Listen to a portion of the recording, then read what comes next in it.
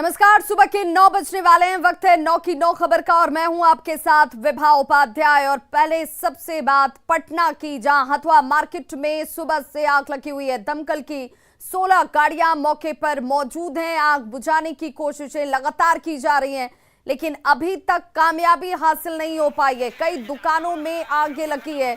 Police मौके पर मौजूद है। अफरा तफरी का माहौल देखा जा रहा है और इस वक्त एक्सक्लूसिव तस्वीरें आपके टीवी स्क्रीन पर। आग लगने के पीछे वजह ठनका गिरने की बताई जा रही है। बताया जा रहा है कि अहले सुबह ठनका एक बाइक पर गिरी और बाइक आग के गोले में तब्दील हो जाती है, जिसके बाद आसपास की दुकानों में ये आग फैलती चली गई और तकरीबन 15 से ज्यादा दुकानें इस आग की चपेट में आ गई हैं, जिन पर काबू पाने की कोशिश इस वक्त की जा रही है। 16 गाड़ियां दमकल की इस वक्त मौके पर मौजूद हैं, जो आग बुझाने की कोशिशों में लगातार लगी हुई हैं। ये तस्वीरें आपके सामने, और देखिए किस तरीके से आग ने एक एक करके आसपास की 15 दुकानों को अपनी चपेट में ले लिया। तो पटना के हथुआ मार्केट में आज सुबह आग लगने की घटना सामने आ जाती है और इस दौरान एक एक कर 15 दुकानें जलकर राख हो गई हैं। आग लगने की खबर पाते ही फायर ब्रिगेड की टीम मौके पर पहुंची और आग पर काबू पाने की कोशिशों में जुट गई। अग्निशमन विभाग के डीआईजी राजीव रंजन खुद मौके पर पहुंचे हुए हैं और ऑपरेशन पर नजर रखे हुए हैं, जिनसे बात की हमारे संवाददाता अमित कुमार ने। हथुआ मार्केट में आग लगी है। आग में भारी नुकसान दुकानदारों को हुआ है। यहाँ पे दुकानदार जो हैं वो बैठे हुए हैं, मरम्मत हैं, बड़ी नुकसान है, क्षति काफ़ी है। तो यहाँ पे जो दुकानदार हैं उनके अध्यक्ष हैं, उनसे हम बात करते हैं।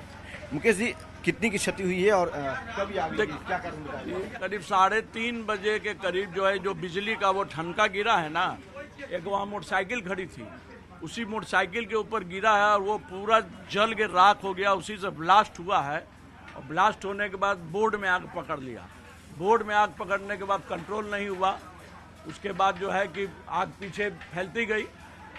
फैलने के बाद 10-15 दुकानों के अंदर जो है कि आग पकड़ लिया है। और अभी नुकसान तो क्या बता सकते हैं, क्योंकि जब तक दुकान खुलेगी नहीं तब तक हम लोग कोई भी बताने की स्थिति में। नुकसान तो बहुत ही हुआ। जो दुकान में आग लगा हुआ दुकान करीब समाप्त हो गई है। फायर की टीम जो है वो कितनी देर में आई? और वो आधे घंटे के अंदर आ गई थी और उन्होंने बहुत मेहनत किया है। बहुत मेहनत किया है उन्होंने। अगर वो नहीं आती तो ये मार्केट शायद आज बच नहीं पाता। बिल्कुल, देखिए यहाँ पे ये दुकानदार संघ के अध्यक्ष हैं मुकेश जैन, और ये सीधे तौर पे बता रहे हैं कि जो आग लगी वो ठनका गिरने की वजह से, आकाशीय बिजली जो गिरी थी उस कारण से यहाँ पे एक मोटरसाइकिल जो खड़ी थी उसमें आग लगा और उसके कारण से जो साइन बोर्ड होता है वहाँ आग पहुँचा और फिर उस आग ने विकराल रूप ले लिया और विकराल रूप लेकर के लगभग 16 दुकानों को एक तरह से चपेट में लिया और अब आग पे काबू पाने की जद्दोजहद चल रही है। कितना नुकसान हुआ इसका आकलन अभी दुकानदार नहीं किए हैं, कहना है कि जल्द ही आकलन करेंगे। कैमरा पर्सन अजय दुबे के साथ अमित कुमार, न्यूज़ 18 पटना। और खबर सिवान से, जहां के बंतु श्रीराम गांव की छात्रा प्रियांशु एक ही पैर से चल पाती है और बचपन से ही वो एक पैर पर चलती आ रही है। प्रियांशु 5वीं कक्षा की छात्रा है और रोज 1 किलोमीटर पैदल चलकर स्कूल जाती है। प्रियांशु के पिता रामसागर चौहान मजदूरी का काम करते हैं और मां घर का कामकाज संभालती हैं। परिवार की आर्थिक स्थिति ऐसी नहीं है कि बेटी को कृत्रिम पैर लगवा सके। प्रियांशु पढ़ लिख कर कुछ करना चाहती है, बनना चाहती है, लेकिन बिना सरकारी मदद के उसके सपने साकार नहीं हो सकते हैं। दिव्यांग बच्ची सरकार से कृत्रिम पैर लगाने की गुहार लगा रही है ताकि उसकी जिंदगी भी संवर सके, उसका जिंदगी का सफर आसान बन सके। बचपन से है। कहाँ पढ़ती हो तुम? आर.के. Model public school. वहाँ पैसा लगता है? उतना नहीं। कितने क्लास में पढ़ती हो? 5 क्लास में। 5 क्लास में। बचपन से ऐसे ही है? हाँ। कभी सरकार से तुम्हारे मम्मी पापा मांग किया है पैर के लिए? हाँ। मांग किए हैं, मिला है? नहीं मिला है अब तक। मैंने कुछ कोई सुविधा नहीं मिला है? नहीं मिला है। आगे क्या सरकार से मांग करोगी? पैर का मांग करोगी। नाम बताओ अपना। प्रियांशु कुमारी। पिता का नाम? प्रेमसागर चौहान। माता का नाम? रीना देवी। पापा क्या करते हैं? काम करते हैं। मजदूरी काम करते हैं। तो ये वो बच्ची है जो एक पैरों से ही अपनी जिंदगी को संवारने के लिए अपने स्तर से, अपनी क्षमता से हर वो कोशिश कर रही है जिससे ये खुद कुछ बन सके, अपनी जिंदगी को एक नया आयाम दे सके। हमारे सहयोगी मृत्युंजय हमारे साथ इस वक्त लाइव जुड़ गए हैं फोन पर। मृत्युंजय, इस बच्ची ने अपनी तरफ से हर संभव कोशिश की है ताकि ये स्कूल जा सके, पढ़ सके, कुछ बन सके, लेकिन क्या किसी सरकारी संस्था की तरफ से, सरकार के किसी नुमाइंदे ने कोशिश नहीं की कि इस बच्ची को कृत्रिम पैर लगाया जा सके?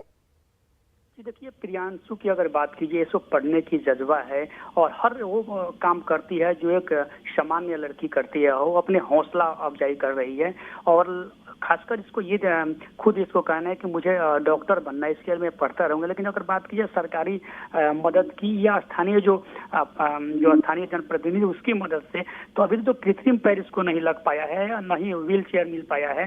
तो एक बड़ी देखा जा रहा है कि कहीं न कहीं इसके जज्बे अगर इसको प्रोवाइड किया जाए तो आगे पढ़ सकती है, बन सकती है। जो फिलहाल जो सरकारी सहायता होनी चाहिए इसे नहीं मिला है। जो लगता है माँ बाप ने कोशिश की क्या किसी विधायक से, स्थानीय सांसद से, किसी से मिलकर इस बच्ची को मदद पहुंचाने की? क्योंकि देखिए ये जीरादेई प्रखंड का मामला है, तो इन्होंने अपने स्तर से काफी प्रयास किया, लेकिन अभी तक जो सरकारी मदद मिलनी चाहिए वो नहीं मिल पाई है। जैसे कि लड़की की मम्मी से हमारी बात हुआ, उनका कहना था कि पहले ये सरकारी स्कूल में पैदल जाया करती थी और अब चूंकि से इंग्लिश इसकी मम्मी का कहना है, बच्चे आप बने रहिए हमारे साथ। इस वक्त खुद प्रियांशु की माँ रीना देवी जुड़ चुकी हैं। रीना देवी जी, मैं आपसे जानना चाहूंगी, बच्ची तो अपने हौसले से इस रास्ते को तय कर ही रही है, आगे बढ़ ही रही है, लेकिन आपके असर से आपने कभी किसी जनप्रतिनिधि से गुहार लगाई, सरकारी विभाग के अधिकारियों तक आप पहुंची? जी प्रणाम मैम। जी जी, मैं तो बहुत साबा लगा है विकलांग के सिवा ने भी गांधी मैदान में जी गई है का पैर और नापा हुआ, लेकिन आज तक कुछ नहीं मिला था। कहा क्या उन लोगों ने? तो ऐसा पता है, इसका दादाजी ने तो नहीं लेकर गई थी, मैं नहीं नबी प्रियांशु कर रही थी, प्रियांशु को बात कर रही थी, पहले हुआ है। उस बातचीत से आज 2022 इस जून के महीने तक कितना वक्त हो गया होगा? ये तो 11 साल उसका चल रहा है।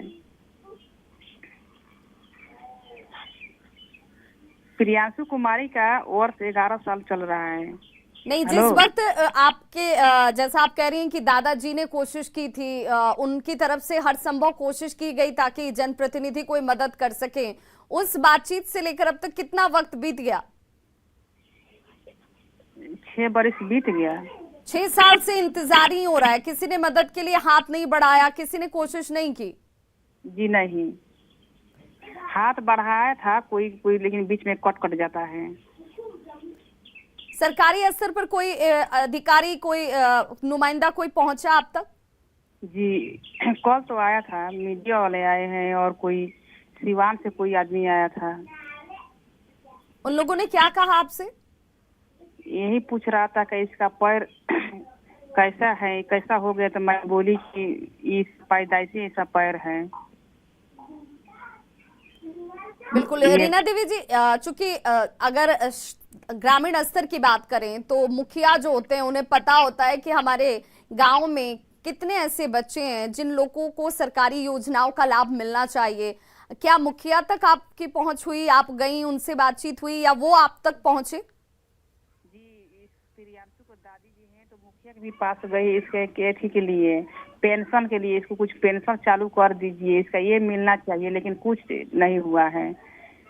बिल्कुल रीना देवी जी, आप हमारे साथ बने रहिए। इस वक्त हमारे साथ हिमांशु पांडे जो कि निदेशक हैं सामाजिक सुरक्षा से जुड़े हुए, हमारे साथ जुड़ चुके हैं। हिमांशु पांडे जी, सामाजिक सुरक्षा एक बड़ी भूमिका, एक बड़ी जिम्मेदारी आपके ऊपर भी होती है, और तब जब बच्ची के अंदर पढ़ने का जज्बा है, बच्ची पढ़ना चाहती है और खुद अपने स्तर से हर संभव कोशिश कर रही है, लेकिन जो जिम्मेदारी प्रतिनिधियों को निभानी चाहिए, डीएम से लेकर मुखिया तक के जिम्मेदार पदों पर बैठे लोगों को निभानी चाहिए, आखिर कहाँ ये कमी रह जा रही है?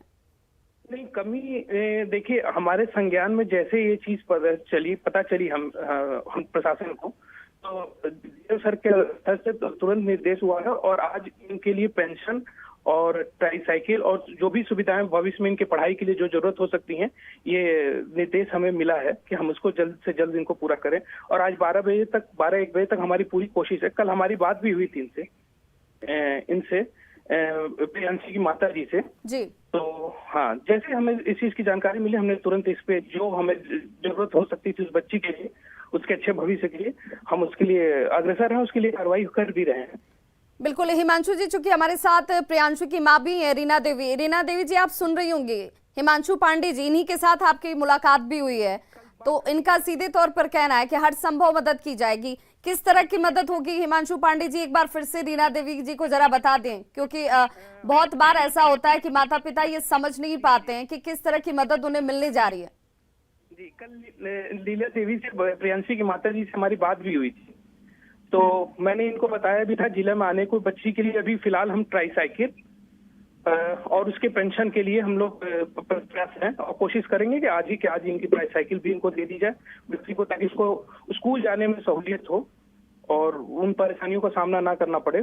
और उसके साथ ही साथ अभी पेंशन की भी व्यवस्था इनके लिए की जाएगी और आगे जो कितना वक्त लग सकता है हिमांशु पांडे जी, क्योंकि आपको पता है कि जो सरकारी चक्र है उस चक्र में इतना वक्त लग जाता है। 6 साल से तो ऑलरेडी इंतजार रीना देवी कर ही रही हैं कि जब से आश्वासन मिला था और आज तक वो पूरा नहीं हुआ।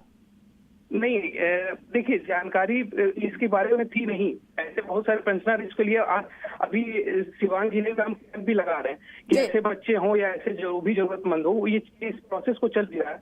लेकिन जैसे ही इसकी जानकारी हमें मिली है और आज के आज ही हमने सोचा है कि इसको हम जितनी जल्दी हो सके हम बच्चे को प्रोवाइड कर दें। रीना देवी जी चूंकि हमारे साथ जुड़ी हुई हैं, प्रियांशु की मां। रीना देवी जी, जितना हर संभव मदद हो सकता है, चूंकि न्यूज़ 18 सामाजिक सरोकार निभाने में सबसे अग्रगणी भूमिका निभाने की जिम्मेदारी को देखता है, वो जानता है कि ये दायित्व हमारी सबसे पहले है ताकि लोगों तक मदद पहुंच सके और इसी भूमिका का हम निर्वहन करते हैं। रीना देवी जी, चूंकि हिमांशु पांडे जी कह रहे हैं कि ट्राईसाइकिल के इंतजाम इस वक्त फिलहाल फौरी तौर पर की जाएगी, पेंशन को लेकर व्यवस्था की जाएगी, आपकी मुलाकात भी इनके साथ हुई है।